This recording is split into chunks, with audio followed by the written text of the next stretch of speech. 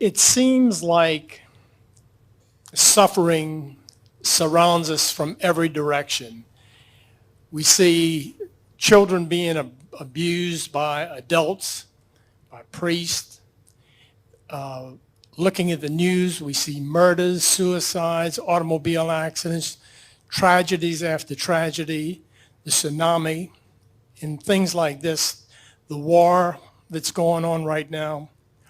Why is there so much suffering? What purpose does this serve? Well, it isn't that suffering serves purpose. In other words, you don't come forth intending to enact suffering on yourself or on others in order to have some growth spurt or anything like that. It is a consequence of living in an environment of contrast, and it is also a consequence of living in an environment of free will, where everyone gets to create their own experience through the vibration that they offer. We have to say that suffering, especially in the dramatic way that you have described it here, is mostly a consequence of people who have, at some point, stopped listening to their own guidance system, who are now listening to something outside of them for direction. Recently, Jerry and Esther were in a hotel in Tarrytown or somewhere, always a different one. And as Esther went to take her morning bath, she noticed that there was a sign on this valve that moved this way or this way that said, push it that way for cold and push it that way for hot. And as Esther pushed the valve, she found her personal experience to be actually the opposite of what the sign said. And she thought, it is fortunate that I can tell the difference between a cold bath and a hot bath, because the sign is clearly wrong. And we see so many of you who have set aside your own personal feedback about the path that you're on, where you are listening to someone else's explanation of what you should be doing, when almost without exception, the explanation that they are giving you about what you should be doing is they want you to do something that can change the condition of something that they're observing so that they can feel better. In other words, it's an interesting thing. People sometimes say, Abraham, you teach selfishness. And we say, indeed we do. Because if you are not selfish enough to make sure that you are connected to Source, then you don't have anything to give anyone else anyway. And it's interesting that the people who are accusing you of selfishness would like you to do something different because they selfishly want to feel better, and they believe that you should subvert your selfish desire for their own. We're not really as far off the track as it seems. We're laying a little basis here for you. So the most important thing that we want to say, so many of our physical friends have said to us, Abraham, there is something screwy with this physical time-space reality leading edge adventure that we are upon, because if we are in a place of pure positive energy and then we make our decision to come into this physical environment, why would we come from pure positive energy into contrast that could potentially turn out like some of the things that you have described here?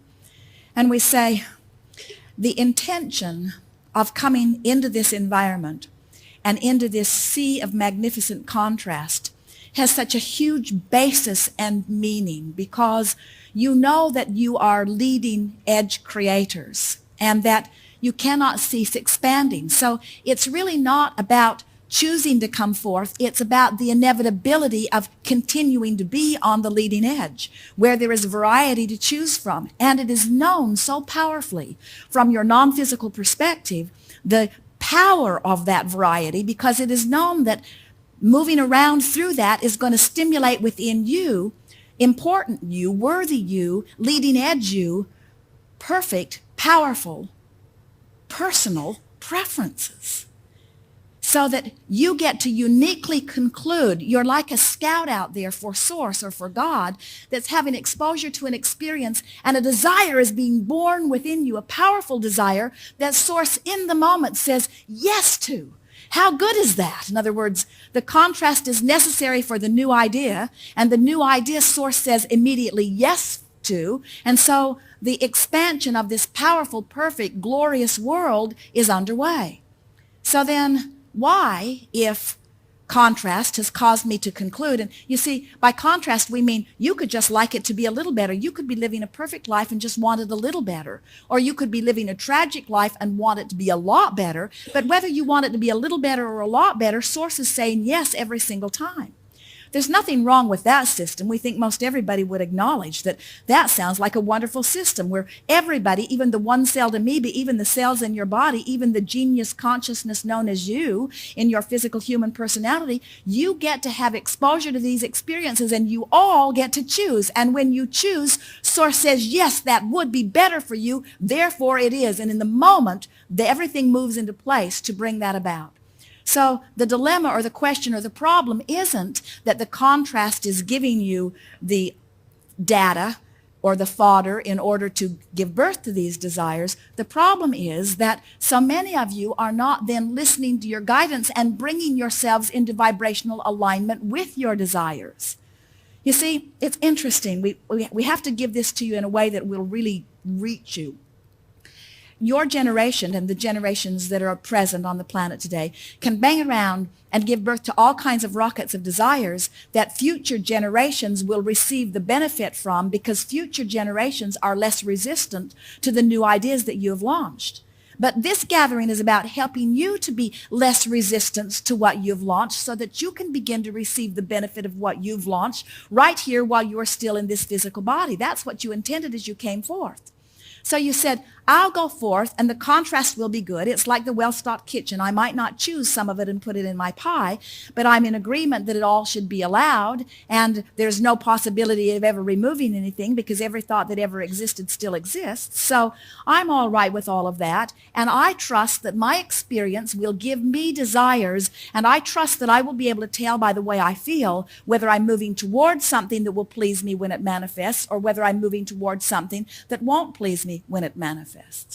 So now you have a world and a media and newspapers and television and all of this influence of media who see it as valuable to scour the world and find pockets of things going wrong and amplify them and dramatize them and put music behind them and bring them to you in your homes and through your papers in a disproportionate manner so that you get a distorted view of the well-being of your planet versus the not well-being of your planet. The well-being is huge, you see. There is so much more that is going well than is not going well.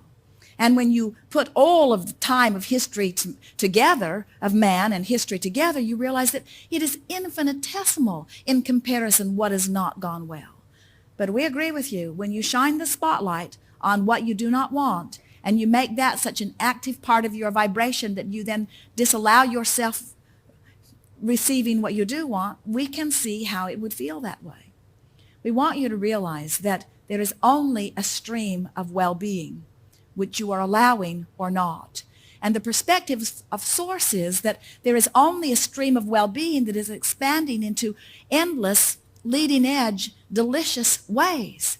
And the fact that humans here and there, or maybe lots of them, don't allow themselves to receive the benefit of this leading edge ride does not mean that there's something wrong with the system. It means that somewhere along the way they have lost sight of their own guidance and they're not guiding themselves into the stream that feels good. It would be like making a decision that you're going to take your first trip to France and you're going to go to Paris, and you get there and you travel across the sea and you get out of the airplane into a taxi cab and you go, and the cab driver lets you out and you step right into a recently overflowed sewer. And you say, so this is Paris. And then you get back in the cab and you go back to the airport and you go back to where you come from and you announce, I did not like it at all. And we say, but you saw so little. In other words, you had an experience and you responded to the experience, but you did not allow yourself to have a full enough experience to really see it the way that it really is, you see. So that's the best answer we can give you. We know that there are things that you don't want to see. And we're not saying to you that you should hide your eyes from them. We are, in fact, saying that as you look at those things unwanted, tragic as many of them are, that in the moment that you lay eyes on them, you give birth to a rocket of desire for an improvement. So that news media is not doing a terrible disservice because they are causing millions, maybe billions, to see and launch rockets of desire, and sources saying yes every time. That's why we get so exhilarated, so worked up in wanting you all to recognize you have no idea of the fabulous future experience that is being held for this planet in vibrational escrow, for you as individuals and for you as mass consciousness, you see. But you can't worry about what the others as parts of mass consciousness are doing. You can only clean up your own vibration. And when you do, you'll live heaven on earth. When you do, there'll be no sign of anything going wrong in your life experience. When you do, people will stand back and say, who made you king? How is it that all things come to you? And you say, I found my guidance system. And I can tell when I'm moving toward something that I'm going to like when I get there. And I can tell when I'm moving towards something that I'm not going to like when I get there. I'm paying attention to my guidance system. And hopefully, through my example, others will learn how to pay attention to their guidance system. We, like you, we would like it if everyone could, in this moment and every moment, be living a joyful experience. But you know what's really interesting? We are the leading edge through you. In other words, we are source energy having your leading edge experiences. So here you are banging around, and in your discomfort, you launch a rocket, and we ride the rocket. So you are providing for us an endless universal ride of well-being, and the reason that you feel negative emotion is because we never look back to the vibration that is you. In other words, we don't allow ourselves to beat the drum of lack. In fact, the feeling of negative emotion is the sensation of you not going where we are, or you not allowing yourself to be in the same vibration that is us, you see. You do not walk into a room and look for a dark switch, because you do not expect there to be some misty, inky darkness that's going to come in and cover the light. You know that there is a resistor that you can put on the light. And in the same way, there's not a source of badness, and there's not a source of evil, and there's not a source of sickness. There is only a stream of well-being, which is being allowed or not. And so the next powerful question, we feel it bubbling within you and many others in the room and beyond. But what about the little ones? In other words, how can a little one have gotten themselves into such a vibrational place that they are disallowing their well-being? And we say, power of influence. Just because they're not talking doesn't mean that they're not picking up on the vibrations. You are communicating 1,000 times more through your vibration and beyond than you are through your words.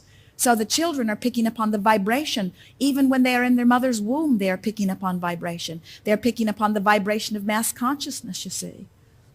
And so as you understand that everyone is vibrational, and then you also realize that you cannot really do a very good job of evaluating the rightness or the wrongness of somebody else's experience unless you're standing in the middle of it and it is your experience, because you do not know what desires they hold, and so you cannot understand either one of the points of vibrational relativity. That's why you just have to do your best to feel the best you can about whatever it is that you are giving your attention to. And as you do, your world will get brighter and brighter. You won't have access to those things that are not wanted. And some say, oh, then I should put my head in the sand and just not worry about the people that are downtrodden, or the people that are being bombed, or the people that are being abused. And we say, if you could help them by your attention to them, we'd tell you something else. But your attention to what's going wrong in their life only adds emphasis to that and makes it more probable that it will be in your life. But you could look at what's going wrong in their life and let the universe do for you what it always does, which helps you to realize that you would prefer something else. But once you see something tragic and you prefer something else, please turn your attention to your new preference and ride the same wave the source is riding. And you will begin to recognize that this world is as bright and beautiful as it has ever been, more so. There is nothing broken about this world. Everything is functioning perfectly. And we know that's hard to hear when you're standing in the sewer of Paris, but it is our promise to you. Well-being truly does abound.